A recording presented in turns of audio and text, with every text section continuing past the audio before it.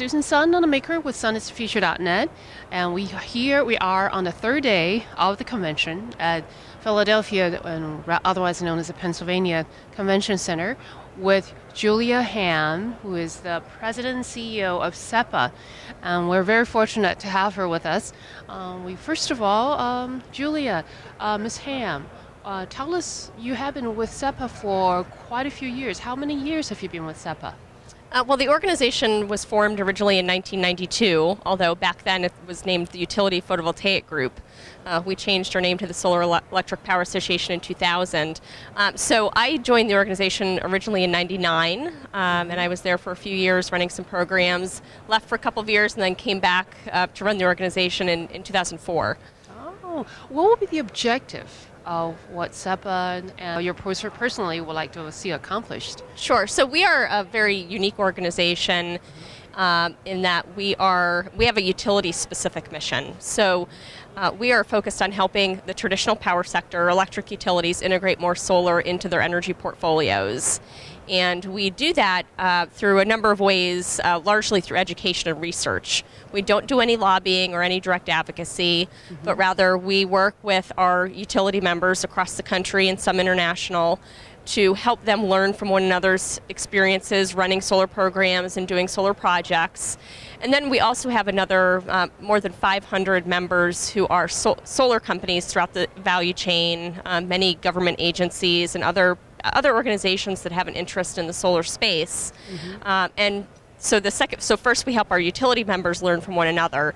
The other big piece is really creating a bridge between the utility and the solar industries, because they're two very different industries. Yes. And so we do a lot of work educating the two industries about the other, what they care about, what their business issues are, how they operate, so that they can work more effectively in partnership going forward. Because we believe that without the electric utilities, it's going to be very difficult for solar to truly meet its full potential. Right. And also stability is a very important part of our whole society, and having that grid is really important. So that brings another question I have.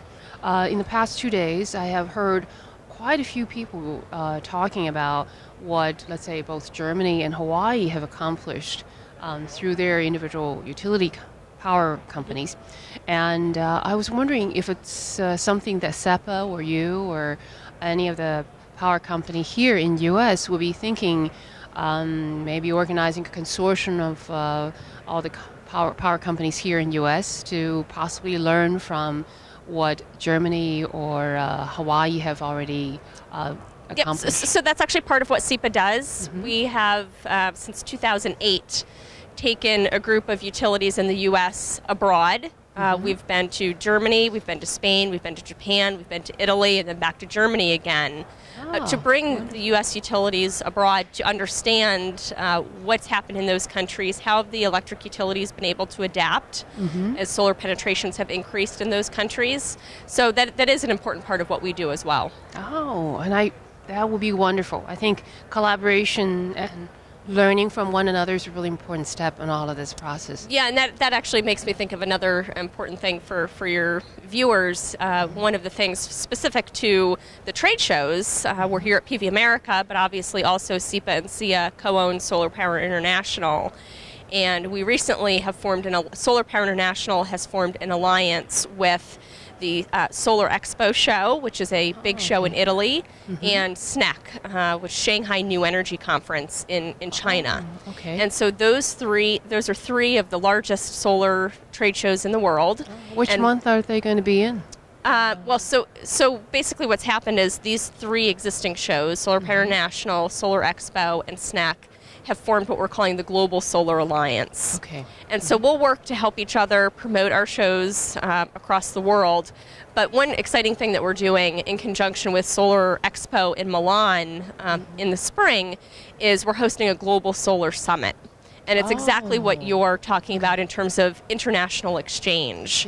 And so we'll be bringing together executives from across the world in the energy and solar energy specific industries to learn from one another's experiences, talk about business partnerships, begin to work through some of the international trade issues that have emerged. So we're really looking forward to that Global Solar Expo, Global Solar Summit avoid in May. duplicating a lot of work. This is really wonderful to hear this. And lastly, but what have you learned, or is there anything that stood out from this particular trade show, the PVA America East of 2013? Well, that's a good question. I've been running around from meeting to meeting, so I haven't had a lot of time actually to spend actually walking around. Yeah, I haven't had a lot of time to walk around the hall or even to spend in sessions. But I don't know that there's anything surprising or anything new. I think it's just it was a good demonstration again of the growth in the Mid-Atlantic and in New England, sort of the Northeast market in the U.S. We're seeing good growth. Policy stability is important, continuing to be important.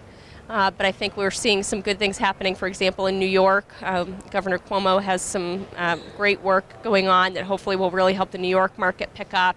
Massachusetts and Connecticut are doing very well. New Jersey continues to do well. So it's very exciting times in this part of the country for the solar industry. Oh yes, throughout the world. And especially given the fact that the price or cost has gone down so much. Yes. And I remember on the first day you were commenting, actually you also mentioned this back in the SPI earlier on, that there may be a tremendous amount of changes necessary in order to basically fulfill the needs of both the power company and the consumers. Right. So what do you foresee?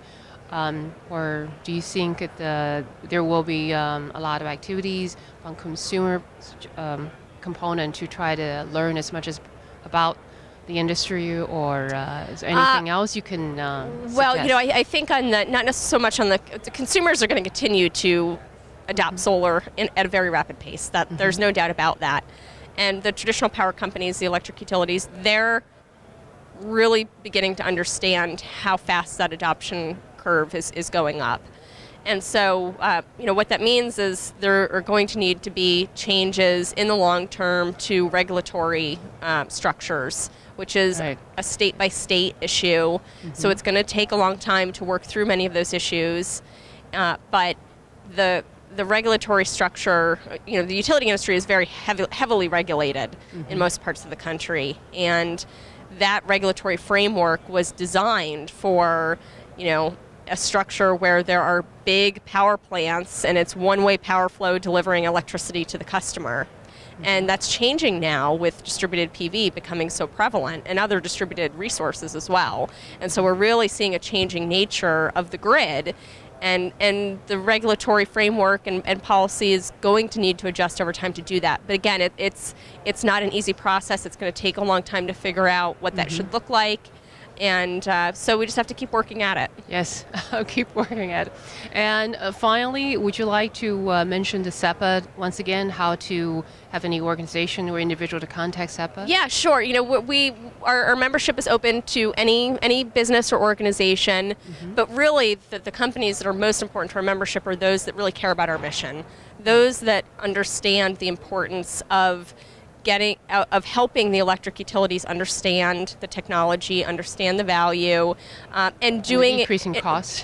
And the changes in the marketplace, and doing it in a way that's very collaborative and in partnership, rather than in opposition and in a more of an enemy. We're not, we're looking for people that want to work together. It's not helpful. That's right. And so it's very easy to join. Our website is www.solarelectricpower.org. People can just go ahead and join online, and we have many membership benefits. We obviously have discounts for PV America, Solar Power International. We also have free monthly webinars for our members. We do a lot of research in all of our research efforts, some which are in forms of reports, others are in form of web tools. All of those are available at no cost to members. Yes. So those are just some of the types of benefits we have available. Very good, because we have seen in Florida when the consumers or from the advocacy group, if they're not working in conjunction or collaboratively with FPL, they tend to have more obstacles. Right. And it's much better if they can sit down at the table, discuss this prior to trying to take any measures. Absolutely. Well, really great. And perhaps with help of SEPA and also with a lot of other companies' involvement, perhaps consumers can also learn a great deal in terms of how to get this kind of collaboration together. Yep. And thank you very much. Thank we you. really appreciate your time. Yep. And signing off, Susan Sun Nunamaker with sunisthefuture.net. And collaboration is the key.